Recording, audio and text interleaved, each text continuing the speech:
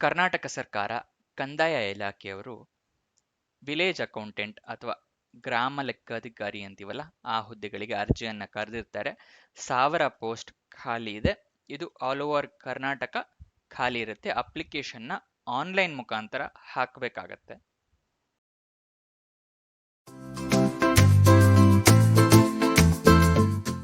ನಮಸ್ಕಾರ ವೀಕ್ಷಕರೇ, ವಿಡಿಯೋಗೆ ಸ್ವಾಗತ.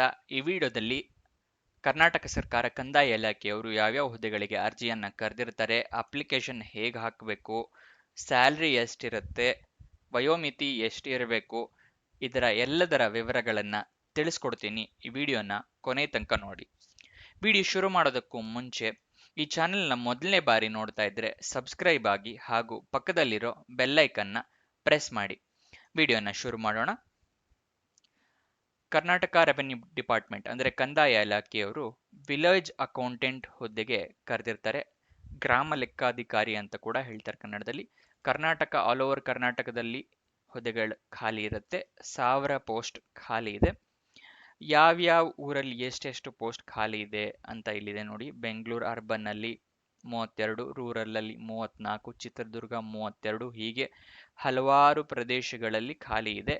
ಒಂದ್ಸಲ ವಿಡಿಯೋನ ಪಾಸ್ ಮಾಡಿ ಸ್ಕ್ರೀನ್ಶಾಟ್ ತಗೊಳ್ಳಿ. ಬೇಕಾದ್ರೆ ನಿಮ್ಮ ಊರಲ್ಲಿ ಎಷ್ಟು ಖಾಲಿ ಇದೆ ಅಂತ ನೋಡಬೇಕು ಅಂದ್ರೆ.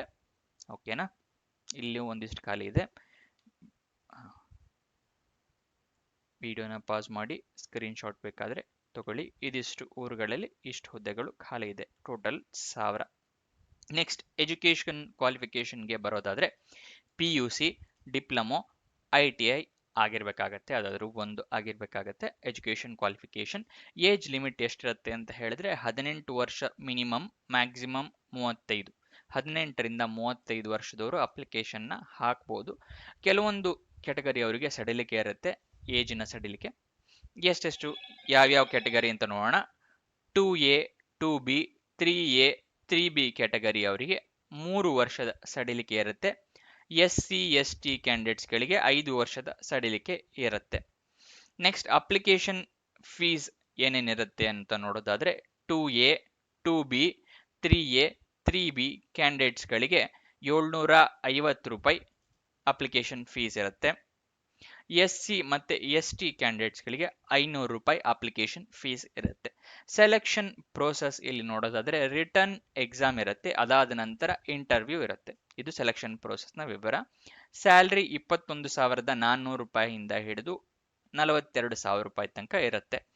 ಅಪ್ಲಿಕೇಶನ್ ಓಪನ್ ಆಗಿದ್ದ ಡೇಟ್ ಯಾವತ್ತು ಅಂತ ನೋಡಿದರೆ ಮುಂಚೆ 4 ಮಾರ್ಚ್ಗೆ ಓಪನ್ ಆಗಿತ್ತು. ಅದಾದ ನಂತರ 2 ಸಲ ಎಕ್ಸ್ಟೆಂಡ್ ಮಾಡ್ಯಾರೆ. ಇದು 3ನೇ ಸಲ.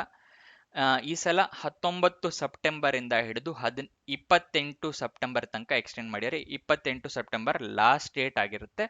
ಫೀಸ್ ಪೇ ಮಾಡಕ್ಕೆ 29 ಸೆಪ್ಟೆಂಬರ್ ಲಾಸ್ಟ್ ಡೇಟ್ ಆಗಿರುತ್ತೆ. ಕೊನೆ ದಿನಾಂಕ ಮುಗಿದ್ಮೇಲೆ ಒಂದ್ ದಿನ ಇನ್ನು ಎಕ್ಸ್ಟ್ರಾ ಕೊಟ್ಟಿದ್ದಾರೆ ಫೀಸ್ ಪೇ ಮಾಡಕ್ಕೆ. ಓಕೆನಾ? ನಿಮಗೆ ಕನ್ನಡ ಲ್ಯಾಂಗ್ವೇಜ್ ಅಲ್ಲಿ ಎಕ್ಸಾಮ್ ಯಾವತ್ತಿರುತ್ತೆ ಅಂತ ಹೇಳೋದಾದ್ರೆ 29 ಸೆಪ್ಟೆಂಬರ್ ಇರುತ್ತೆ. ಪೇಪರ್ 1 ಮತ್ತೆ ಪೇಪರ್ 2ನ ಎಕ್ಸಾಮ್ ಯಾವತ್ತಿರುತ್ತೆ ಅಂತ ಹೇಳಿದ್ರೆ 27 ಅಕ್ಟೋಬರಿಗೆ ಇರುತ್ತೆ.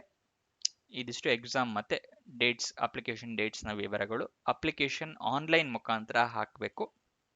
ಆನ್ಲೈನ್ ವೆಬ್ಸೈಟ್ ಅಡ್ರೆಸ್ ಇಲ್ಲಿ ತೋರಿಸ್ತಾ ಇದೀನಲ್ಲ ಸ್ಕ್ರೀನ್ ಮೇಲೆ, ಇದು ಆನ್ಲೈನ್ ವೆಬ್ಸೈಟ್ ಅಡ್ರೆಸ್ ಆಗಿರುತ್ತೆ. ಇಲ್ಲಿ ಕ್ಲಿಕ್ ಮಾಡಿ ನೀವು ಹೋಗಿ ಅಪ್ಲಿಕೇಶನ್ನ ಹಾಕಬೇಕು.